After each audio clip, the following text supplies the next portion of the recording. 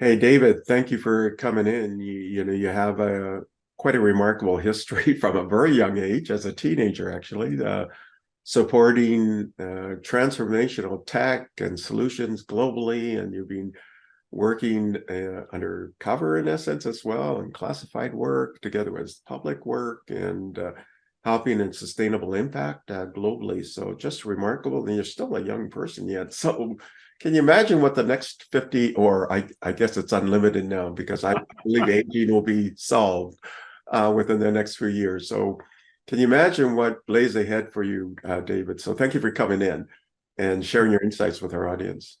Well, humbling. Thank you as well, Stephen, for both that incredibly gracious intro, but also everything that you do. I mean, what I admire is you both are able to speak to different groups that are looking for answers, and then actually put those answers into practice. And I feel like that's something that I really admire and something that's needed in the world we're in, which is it's all too easy right now for people to sound the alarm and say, oh no, look what might be happening, or look at this trend, but not put forward what can we do about it. And I think what I celebrate is that you actually do yourself, and the people that you bring together are really thinking about how we can be action oriented in a world that is rapidly changing. So, David, you left the Atlantic Council, and so let's kind of continue that journey. I know you have your own consulting group, but you're so engaged in so many different other communities as well. Can you give us in a nutshell, just some of the different sort of stakeholders you're working with on a daily basis? Sure. So right now I wear multiple hats, and probably I'll just pick three of them, even though there's probably more than three hats, which is one, you're right. I have my own consulting company, which allows me to work with both the private sector, but also I work with both NGOs, non-government organizations, and governments, really on how do we address how transformational technologies, emerging technologies are impacting particularly how we either do business or how we do the necessary discourse required for civil living. And what I mean by that, I think, there's a lot of things happening. People most recently are looking at AI and chatbots, but we can also look what's happening with synthetic biology, commercial space and commercial space imagery. All of these raise questions about, one, how do you change your business models as a company and put it into practice? Again, getting to what I was sort of hinting at, which is it's not just enough to describe the trends, it's then actually, what are you going to do differently? What are you going to do about it? But similarly, it's also thinking about, what does this mean for open societies? How do we actually wrestle with this? The second hat that I wear is at the Stimson Center, where I'm a distinguished fellow. I'm also with Business Executives for National Security, where I'm honored they also think I'm a distinguished fellow there as well. And in both of those things, it really is sort of thinking through, as the same technologies and data advances are transforming the world, how do we think about how do we continue to do the business of safety and security, not just for, say, the United States, but for the world as a whole? How do we think about how, I just recently had an opportunity where NIH asked me to speak to their leadership about how they should be thinking about AI, chatbots, apps, and large language models for how they actually are going to provide health information to the public. And what I pointed out, and they got, which is websites are increasingly not going to be the way that you're going to reach people. But you have to be aware of, if you don't put out your own large language model, someone else will, and that might be wrong. And so how do you get ahead of the curve for disinformation? And then lastly, behind the scenes, I try to be a player in bringing different groups of people together. There's a group called the Global Vanguards, which we don't talk too much about, but it's really a network of people who care about dealing with things in a non-partisan, non-attribution, non-absolutist way with regards to data and technology and helping behind the scenes. There's also the Loomis Council that I'm a co-chair for. And then there is hopefully going to be a space expert, where we're actually bringing together people that think about how space can actually bring public benefit beyond just commercial interest or government interest. You'd be quite unique in that you sit across so many different communities, and so you have this very amazing 360 lens of what's happening in all these different areas, from top leaders around the world, top scientists around the world, investors and CEOs. So you talked about some big buckets there. So synthetic biology in the space area. You also talked about generative AI and large language models, or sometimes they call these foundational models. So let's now delve into these things in more detail. So I believe then you're saying these are three sort of mega trends, and then it's going to have a outsized impact on all of us, not just governments, but business, even our families, really our children, our education, and really it'll impact every aspect of our lives. So first of all, what is synthetic biology?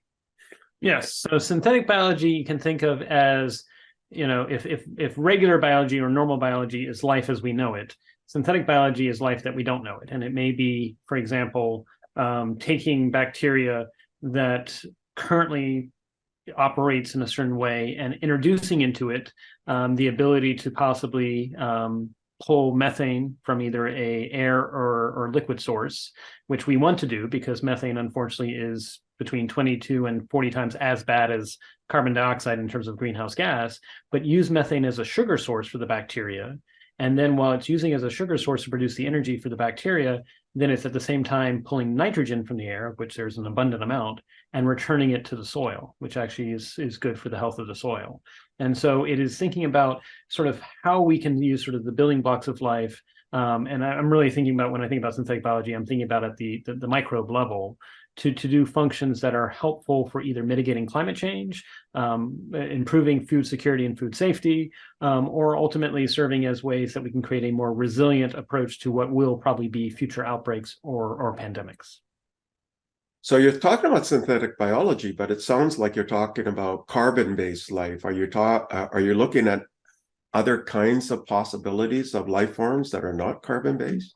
That's out there. Carbon turns out to be really good as a building blocks for life. I mean, there's some that say, will we get to silicon?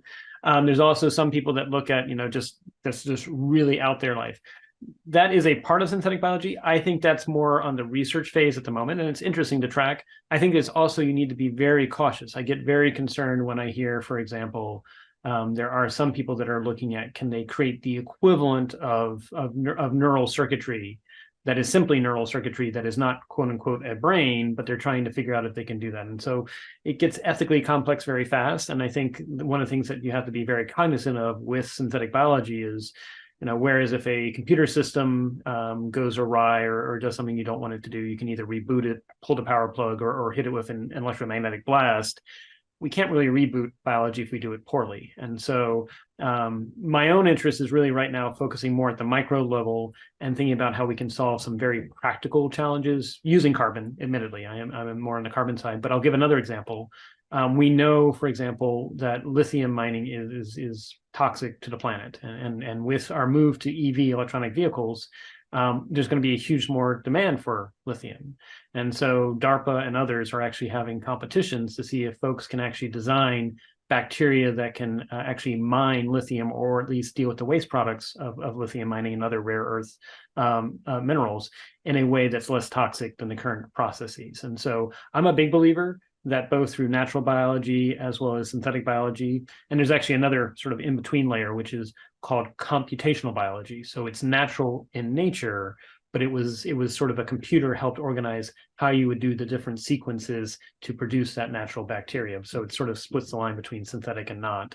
Those are going to be the ways that we deal with climate change, is using a combination of natural and synthetic biology. So let's now move to this idea of foundational models, of which large language models are an example. So can you talk about what are these foundational models that are out there? What is a large language model? Like, how does it work? And you may have heard, or you definitely have heard, Geoffrey Hinton left Google, and there's various opinions of why he did that. So that would factor into it. So that's good, very current news. So explain to me why these foundational models are important, how they work, and maybe give us a picture of what impact they're going to have and why. Right. So large language models, they are, so if you can think of like a taxonomy, let's start with what artificial intelligence. Artificial intelligence is an attempt to write computer programs that can learn and therefore show some degree of intelligent behavior. Underneath AI, then you have what's called machine learning, which is specifically machines that learn, and they have feedback loops.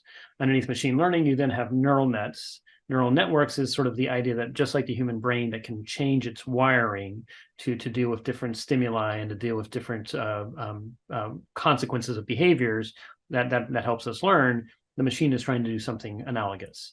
And then underneath large language models, finally you get to, underneath neural networks, you get to large language models, which is a subset of neural networks, subset of machine learning, which is a subset of AI. And large language models is really the idea that if you ingest enough text with a neural network and ask it to provide predictive responses to a prompt. And so you often hear with large language models, it's this idea of prompt or prompt engineering. It's a human asking something of the machine or typing a statement to the machine, and then the machine is responding. What the large language model is doing is it's attempting to do a predictive text response to the prompt it received. And it's worth knowing that, again, these have reached the point where they, I think with the most recent, I want to say GPT-4, I could be wrong, but I think it was like 750 gigabytes of data was ingested, and that was mainly text data, obviously. That they have billions of different dimensions that are also tweaked by the modeling community, and there's iterations that go through it. And the net result is you now have a computer program that when you provide it a prompt, provides a response that looks human-like in the response. Now, it looks human-like based on the text and the data that it's been exposed to. And that's generally good, but also you've seen some headlines recently where, I think there was a journalist with the New York Times, I believe, who said that the machine, and when it was talking to the machine, somehow sort of said it was in love with him. Then it proceeded to prompt him to get divorced. And he's like, the machine is conscious. And it's like, no, the machine is not conscious at all. It is simply predictive text responses to what the journalist typed based on what the machine has seen. And I guarantee you somewhere on the web, there was a blog or some sort of post in which somebody said they love somebody, and then they were encouraging them to get the divorce or something. And so in some respects, large language models are a reflection of us and the data that's trained on it. There is a phenomenon with large language models that people are working to try and minimize, which is called hallucinations, in which the machine will suddenly present something as if it was real when it's not. And it's worth going back to how large language models work, which is it is predictive text responses to a prompt. At no point is the machine verifying something is real or not, or something is factual. At no point does the machine really have a understanding of how our solar system works, for example, but it is doing predictive responses that look like it does. And in fact, there's small examples where if you ask it to do math, generally large language models can't even do like simple math unless you help it through the process. And so hallucinations with a large language model is when it makes it look like something exists, like per the article in Nature 2022, volume whatever, the following paper exists. And it's the format of what looks like a Nature article. But then if you really try to search online for the article, it doesn't exist. That's just, again, the machine is trying to predict which will keep you engaged. And so when I talk to people, and right now I'm mainly talking to either people in the financial space or in the health and public health space, because these are two domains where disinformation could negatively impact a bank or impact a set of investors. And so how do they get ahead of it? But similarly, if they're not using it or if they're not aware of it, they could fall behind. And so they have to figure out, both in the health domain and the financial sector, how we can use these technologies. I caution them to, one, don't look to large language models to be a source of facts. However, it could be a way that you could engage your customers and then have additional mechanisms in place that try to do a double check or a triple check on the machine if it references something to see if that's consistent. There's also, the last thing I would say real quick, we're seeing some people call for a pause. And you were mentioning the example of the person who most recently left Google. I suppose this is part of my internal frustration, which is I don't know if a pause is realistic. I give the example of in 1899, chemical munitions were perceived as a bad thing. People said these are dangerous, just like how some people are saying that this AI, these chatbots are dangerous.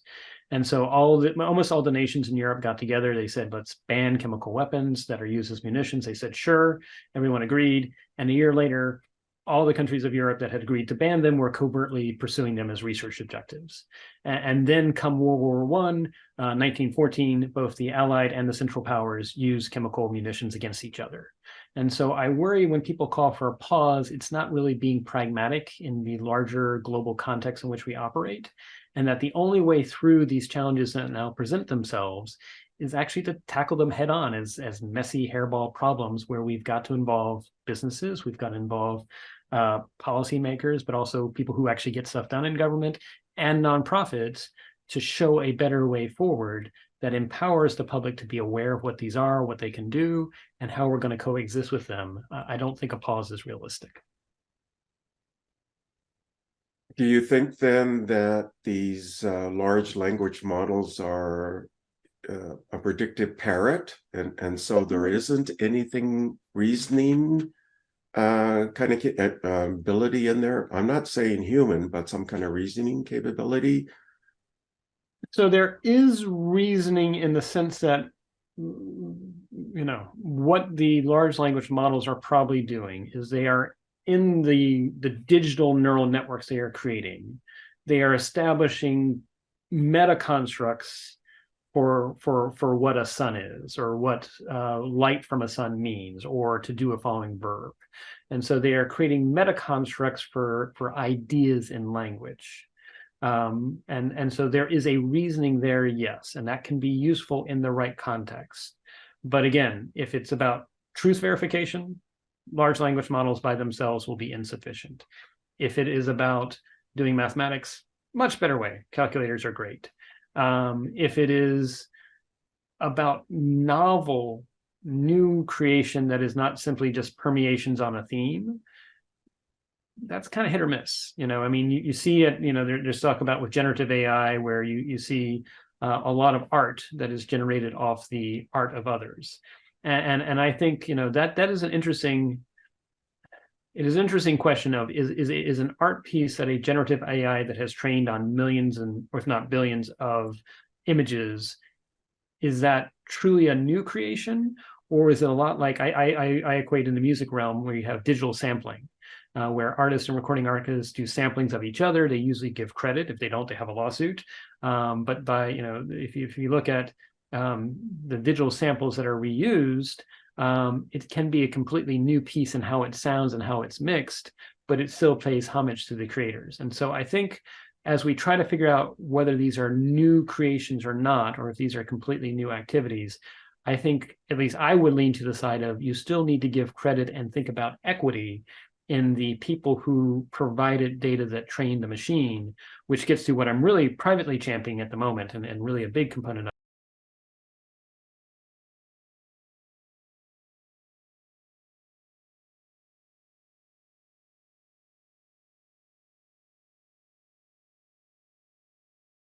So we form a co-op where we have our data in some form, and we say, we elect a group of 3, 5, I don't care, some number of people to serve as the board that represents our interest for that data.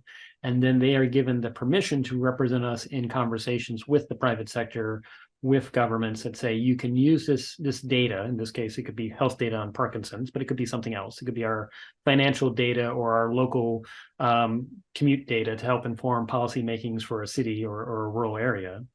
But we give you permission to use our data for the following purposes, as long as you're giving these benefits in return. And those benefits may be not monetary. They may be simply, we want to see an advancement of a cure for Alzheimer's or Parkinson's, or it may be monetary.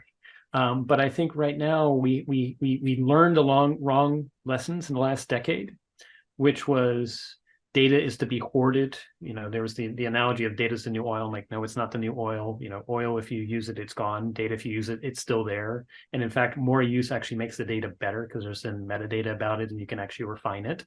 So you want to use data. You want to figure out ways to deal with this non-fungible resource.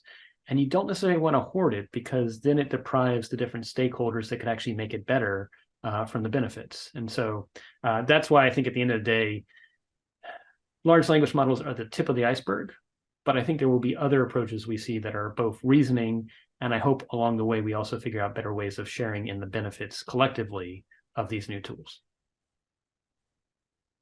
Do you think that some in the community think there's more to that? And so when you advise, different communities like banks, financial institutions, you're saying it'll make a great customer service or sort of engagement tool, but nothing beyond that. It won't help in optimization of investments being made and things like that. Let's say 2 years from now, you think there's just not that kind of capability?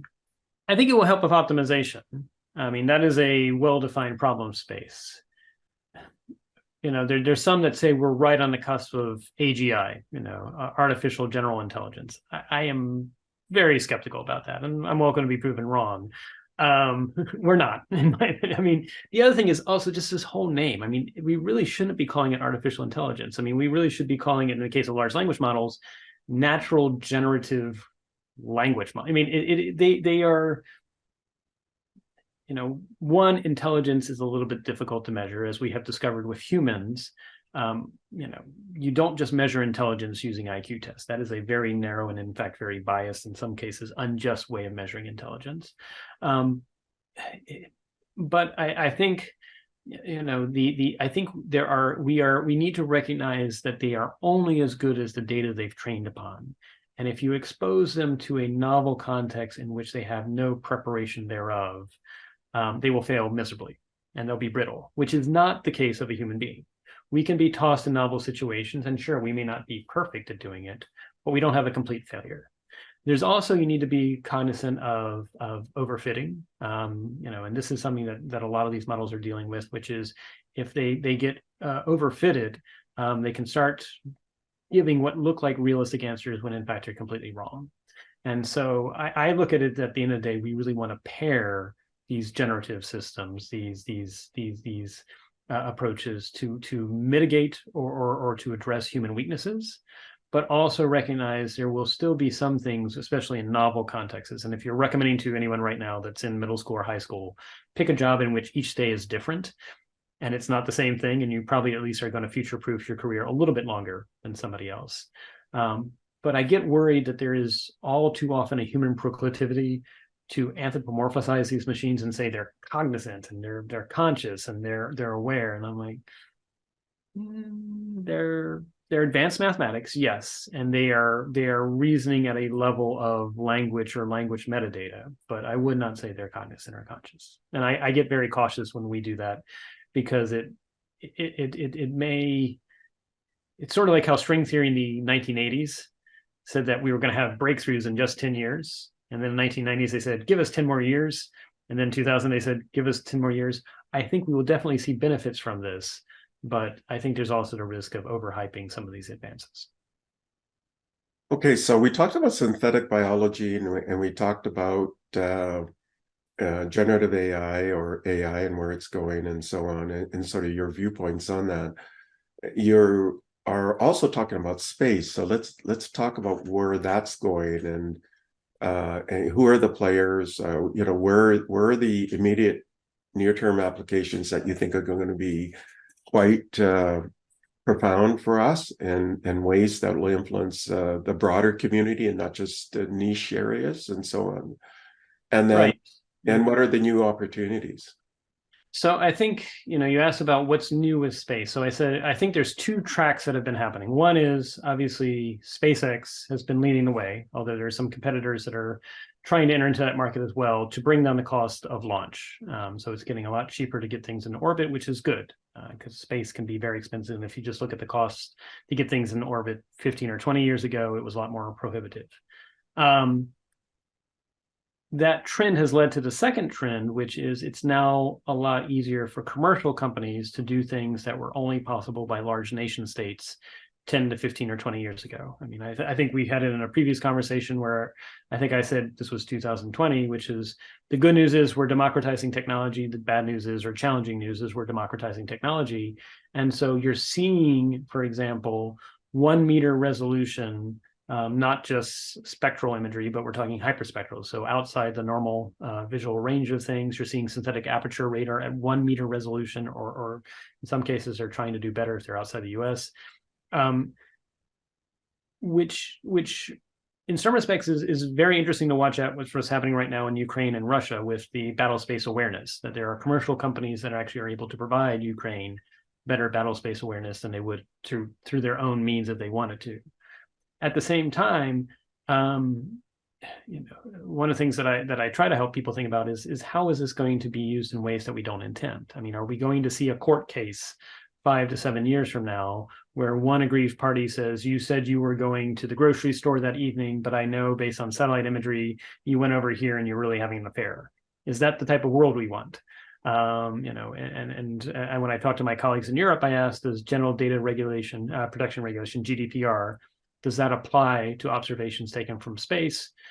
And does that mean you have to ask consent before you take that photo? And what does that look like? And so, the good news is, I think in the next 3, 5, 7, 10 years, we're going to understand more about our planet than ever before. I don't know if we're ready for that, though, in some respects, because we're gonna come face to face with humanity and both all the foibles. And so this has a tremendous upside to help in cases where there may be corrupt regimes or there may be things that aren't happening to be made more visible to the world. The question is whether or not the world will be overloaded with it so they can't pay attention, or will they figure out ways to pay attention to it.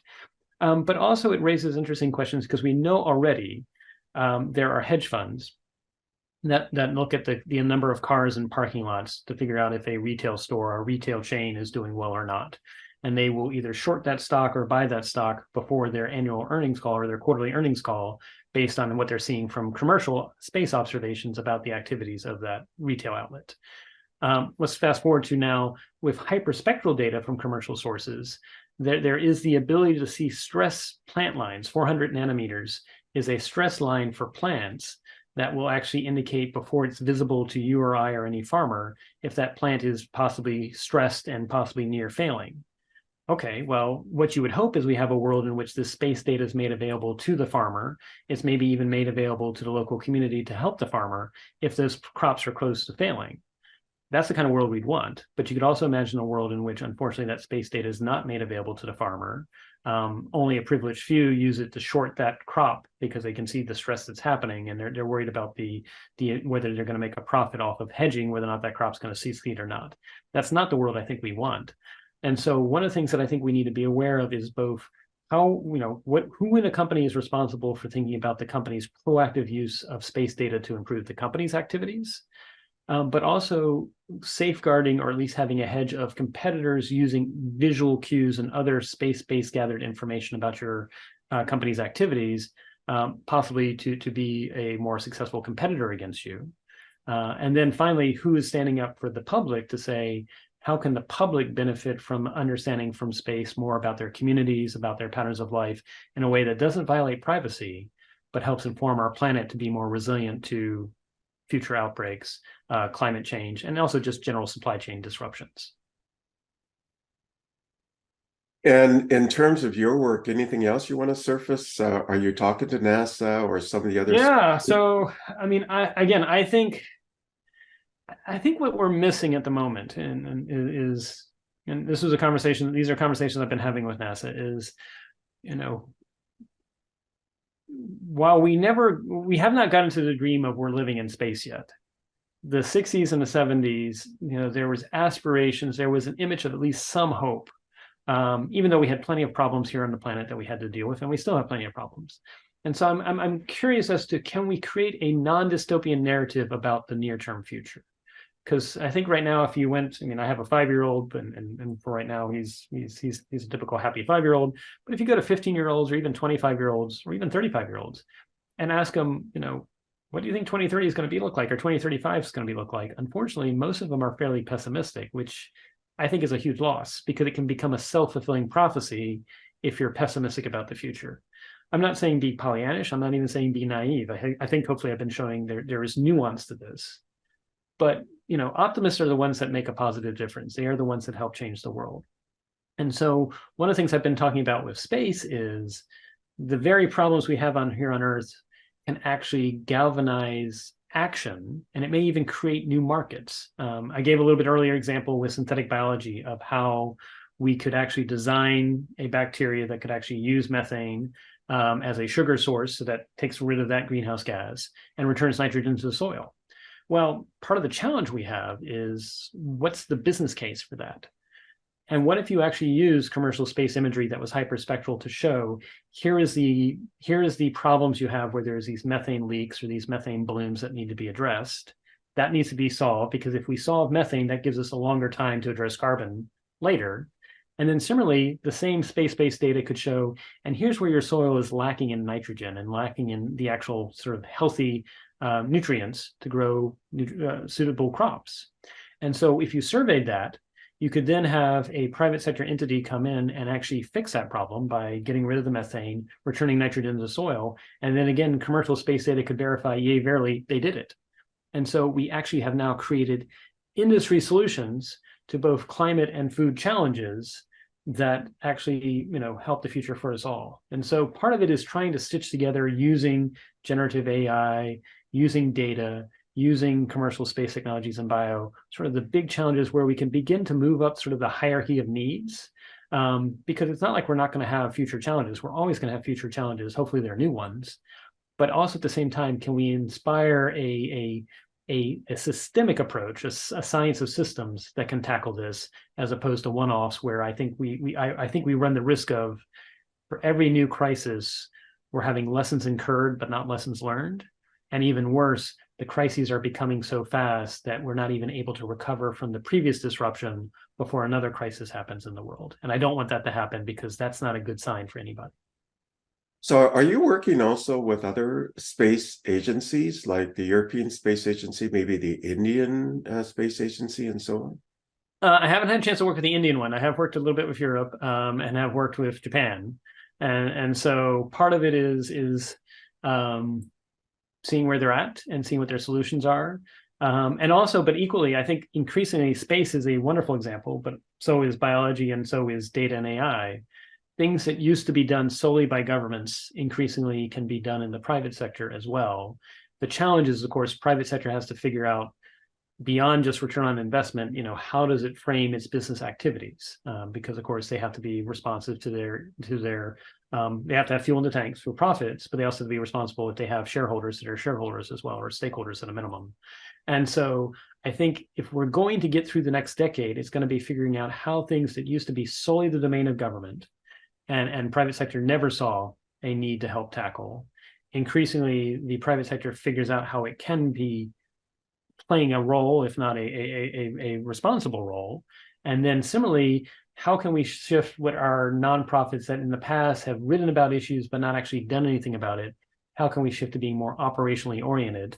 I'll give an example at the Stimson Center, which actually was right before our conversation today, Stephen, which was they are using open source space imagery from satellites about North Korea to actually have a better insight as to what's going on there, which is good because we don't get a lot of input and communication coming out of that country.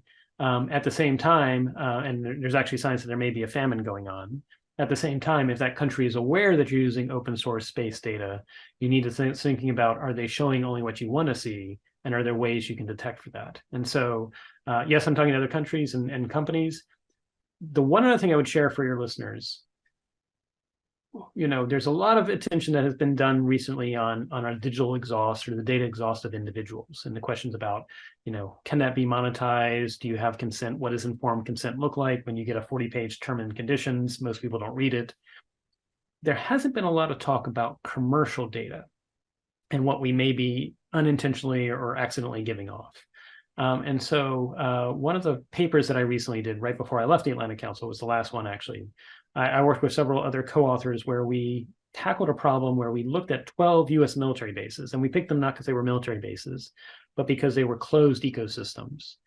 And we didn't look at the bases themselves, but we looked at the commercial patterns of activity around them.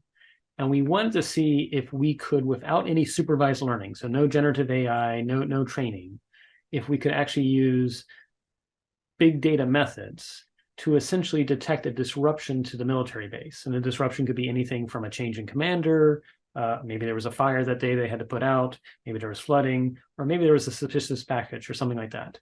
And so for these 12 bases, looking at just the commercial data around the base, not the base itself, we could detect to the day, in some cases the hour, a disruption. And so that's when I say in the next decade, we're going to realize we're going to learn more about our planet than we ever wanted to. I'm not sure we're ready for it. Thinking about future outbreaks or thinking about climate change, what can commercial supply chains, without revealing any trade secrets or revealing any intellectual property of the people, can we make our supply chains both more real-time and resilient, while same time producing a public good for the world, which is just better awareness of the disruptions that might impact our world to get ahead of the curve. In a past life, I did bioterrorism preparedness and response, and in 2003, after severe acute respiratory syndrome had played itself out, there were several big US companies that said they would be willing to pay to prevent a second SARS. Of course, the US government cannot take money or give that type of guarantee, but maybe there's a role for nonprofits and for-profits to actually better understand our planet through having instrumented supply chains that are less brittle, and at the same time informing how the world is changing and how we're changing it. Earlier we talked about space, and then we vectored off in sort of areas that are related to space. What is the regulatory sort of environment like for space? It's all things, and same thing. I think for all of these areas, the regulatory environment is evolving, and in some cases behind. It's hard. So for space, it varies. Right now, it is still very nation specific, and so you have to get in the United States, you get a federal communications license for what you're communicating. If you're doing remote sensing or imaging, you have to get a NOAA license, a National Oceanographic Atmospheric Administration license. And then if you're launching or putting something up there, it's an FAA license. So it's not a one-stop shop. And that process can take time. It can be expensive. So I think in this age in which we may have a pacing problem, where the pace of change exceeds the ability for safeguards to keep up, what I would love to see is a combination of some general safeguards or streamlining of the process. But again, this is why I'm a big believer, and that's why I'm at Stimson. Operational nonprofits that can sort of shoulder some of the risk that, right now government is very risk averse, because if something goes wrong, it shows up on television, it shows up on social media. It may even be it worked well, but it was taken out of context for whatever reason. And curiously, despite what private sector says about their bold or risk taking, especially public companies, they have to be risk averse as well. They've got to think about, having things taken out of context. And so if the only way to gather expertise in this new era is to do experiments, because both experiments and expertise have the Greek word experia, meaning out of danger. If the only way we are going to get good at this is to do dangerous things that might not work on the first attempt, maybe the way to solve it, if both government and the private sector unfortunately can't take the big risks they used to take, it could actually be operational nonprofits that actually bring them all together in a safe space to wrestle with it. And I'll give one example and one past example, one future example, which is Project Corona in 1959 was a project to launch a rocket that would take photos of the Earth and parachute a film canister back to Earth. Project Corona in 1959-1960, the first 13 rockets blew up. It wasn't until attempt number 21 they finally succeeded. But even Elon Musk has said after rocket explosion number 4 or 5, if they happen in a row, he's out of a job with SpaceX. Similarly, you can imagine, how if this happened in the United States, how many people would be before Congress and cancel that program. Project Corona ultimately was successful. It was declassified in the 1990s, bought by a company that was then bought by Google and became the basis for Google Earth and Google Maps. And so, here was something that had dividends for decades as a result of being willing to do those hard things that didn't initially work, which leads to what I try to tell people, which is FAIL is an acronym. They just didn't tell you that, which is first attempt at iterative learning. And so whether you're a for-profit, whether you're a government entity, whether you're a nonprofit, plan your iterations so that you can manage the risk, but recognize very rarely on things that move the needle, it's not going to be done on the first or second or third attempt. And so you may have to figure out a way to sort of to accept the fact that we're all learning by doing as we adapt in this era moving forward. You talked about some of the licensing required if you're a U.S. Headquartered entity. And yet, satellites are flying over different countries around the world on different continents. And, what does that mean? And will other countries put up some kind of policies that will impact? And so you got to get cross-border licensing agreements or something like that. Do you see it's the ITU. I mean, ITU is supposed to be the place that reconciles this. poor ITU. It's hard. And they're supposed to, so it dates back to, so we treat space like we do the oceans. And the reason why you have to have a license tied to a nation is just like in the oceans, you had to have a ship that's flagged coming from Norway, Canada, Sweden, whatever. Now, technically, when the orbits are approved, they come with constraints that are given to you by the nation state. Now, ITU can then say, we talk to country X and they have other requirements. We know, for example, there are commercial satellites that fly over certain countries that jam them. There's also cases when commercial satellites have been threatened to be shot down by certain entities as well. And that raises the question, when is a commercial satellite fair game to be shot down by a nation state? And the trouble is, of course, the debris field, or maybe they're not going to shoot it down. Maybe they're just going to disable it, but that could create a debris field if it collides. And so, and then I'll throw out one last thing. You talked about, what does it mean that you still license things to nations? What if you put a satellite in orbit that was licensed to a nation, but it's got a 3D printer and it prints the satellite in space? Or, as I often tell my financial and banking clients that I work with, if you handle a financial transaction in space, whose country's tax ramifications is that financial transaction reported to? And these are hard problems that don't have any easy answers. And it's only going to get harder when we start putting data centers on the moon and who knows what else.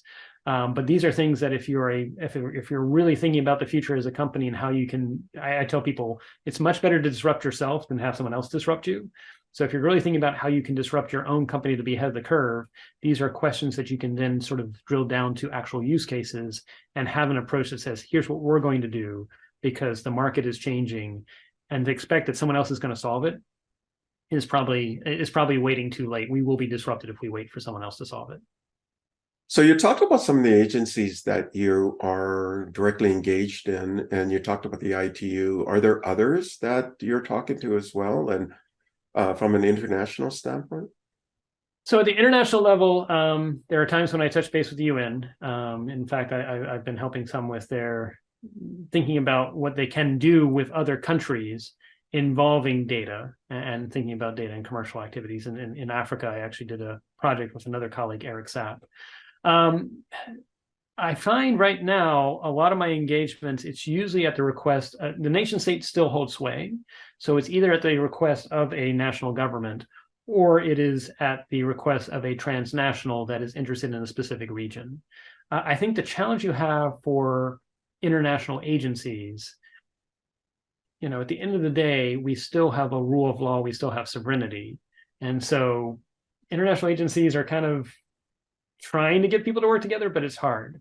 That said, I won't reveal the name. Well, I have had conversations with nations that are at the level of city-states, is probably the best way to put it, and I won't name any specific ones, but you can guess there's some out there that have said, we look at the world, and it's hard for us as a nation-state, city-state, to be able to influence what's going on.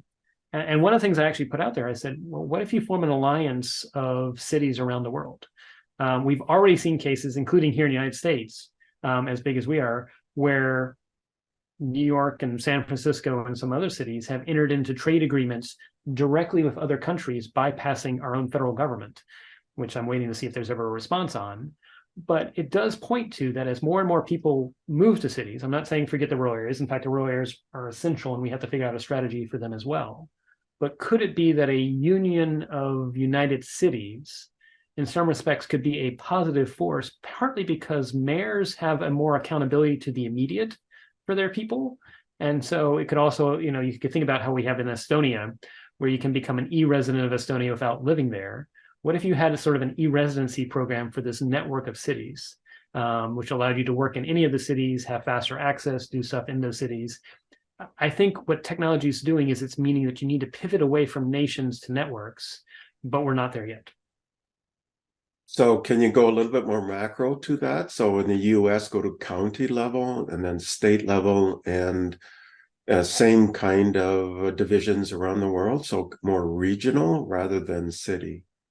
It could be regional, but I think it could also be by interest or ideology. As I tell people, I say, when I talk to audiences, I say, raise your hand if you know more people in your neighborhood than you do online. And most people don't know more people in their neighborhood than they do online. It's like, okay, so we changed that. Raise your hand if you intentionally every day seek out news that challenges your beliefs. And some people do, depending on the audiences, but most people don't. Okay, so we live in echo chambers of news. We know more people online than we do in our local neighborhood. In some respects, is it about physical proximity, or is it about shared mutual interest that may differ in terms of you may be approaching it because you're caring about this as your business entity. I may be a completely different sector, but I have this similar interest as we go about doing it. I think what we will look back to in 2035 is that this was a period in which we went from organizing by geographical and regional proximity to networks. We may still be reminded sometimes it matters in terms of environmental footprint and things like that as well. But what I want to make sure is that we don't become networks of diametrically opposed opinions. I was in Hungary, I was in Poland. This was before COVID, but there are cases there where I met with people and they said, we're from different groups. The only reason why we're talking together right now is because you're here. But once you leave, we're going to go back to, we're going to be on one side of the aisle, the other side of the aisle. And I'm like, that's not a good thing for the world. But I think, my recommendation for any business or government or city, find ways you can build networks of shared interests, because that way it's not just you motivating a change, it's your alliance of other networked people doing the same. And then you see something like the internet as a means of that kind of engagement, and then maybe things like the World Economic Forum or other groups out there as a forum where you can get some physical presence to those self-organizing groups. Is that how you see it? I see the internet is helping. World Economic could be a role. I think it's got to be, again, I would love to see those networks. The thing with the World Economic Forum is really good about convening. What I would like to see is more, okay, now we're going to create this nonprofit or this startup or whatever, which is focused specifically on this initiative that can help carry the ball forward.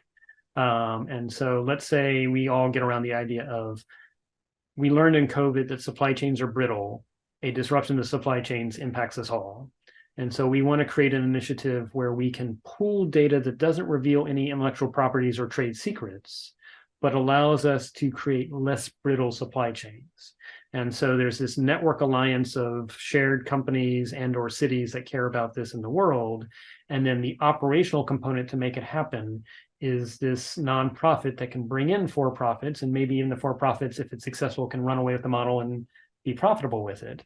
But it's a safe space to show that we can tackle this hard problem, incubate it, and then actually achieve the end. Because the network by itself is not going to actually do the executive work or the execution work required to make it happen. But they can then give legitimacy to whatever that organization is, for-profit or nonprofit, to move the ball forward in doing the experiments to solve the problem. There's a lot of heavy lifting there, though.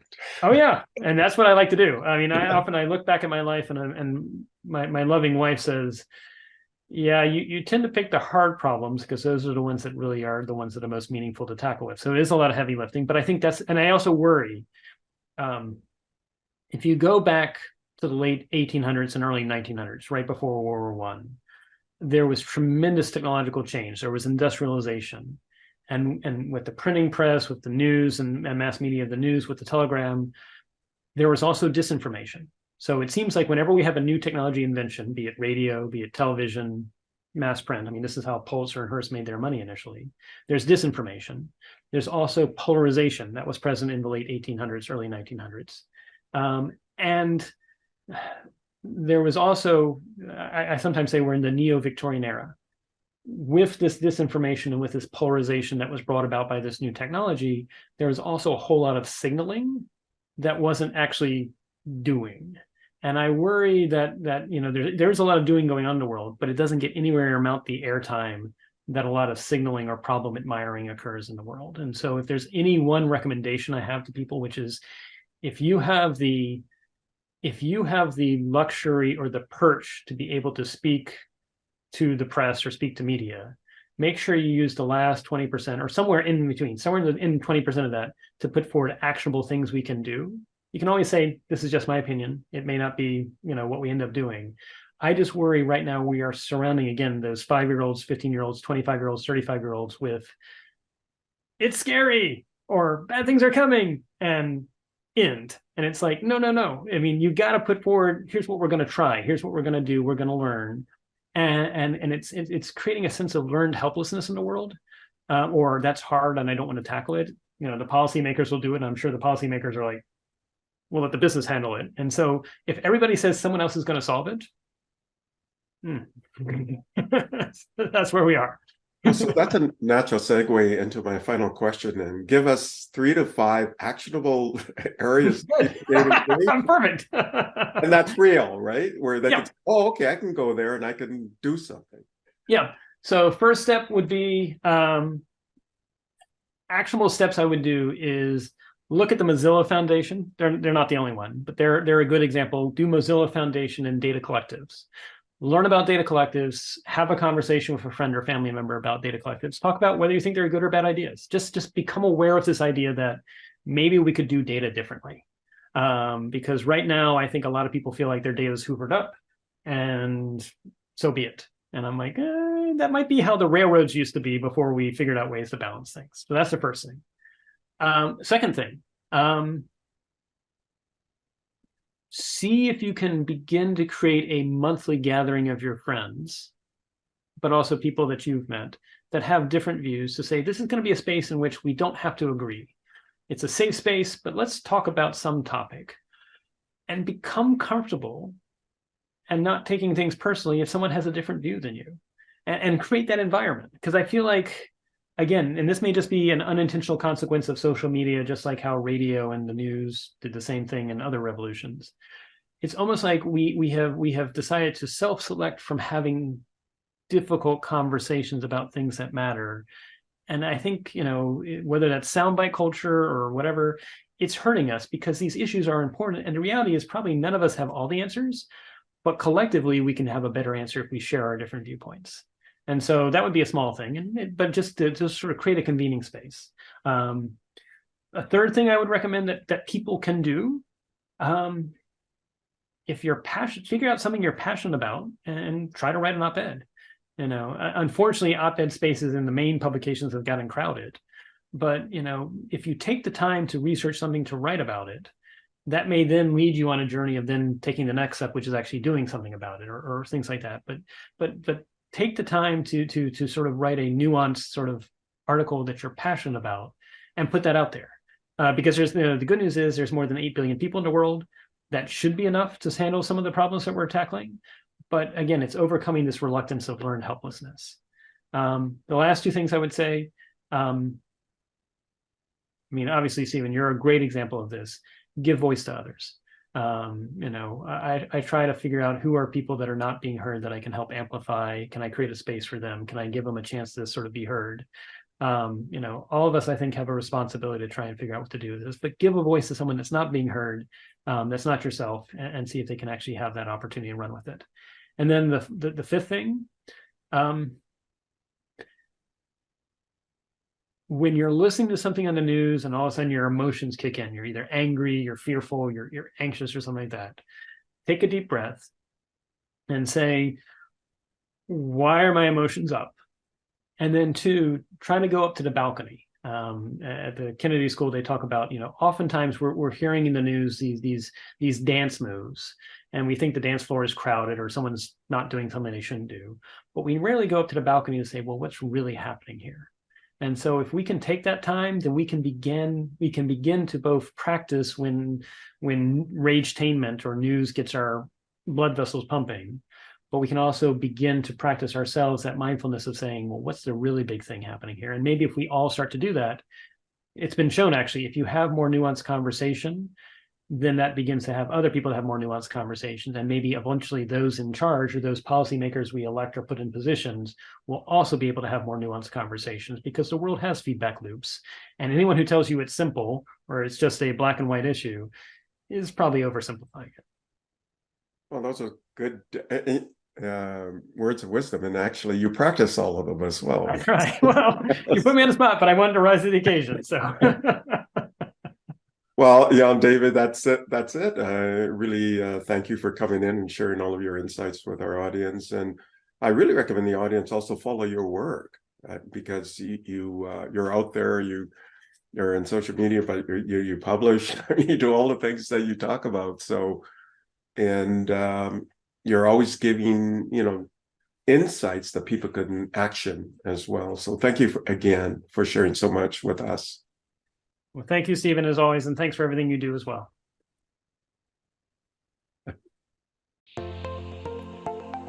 Thank you for listening to the Brand Called You videocast and podcast, a platform that brings you knowledge, experience, and wisdom of hundreds of successful individuals from around the world. Do visit our website www.tbcy.in to watch and listen to the stories of many more individuals. You can also follow us on YouTube, Facebook, Instagram, and Twitter. Just search for the Brand Called You.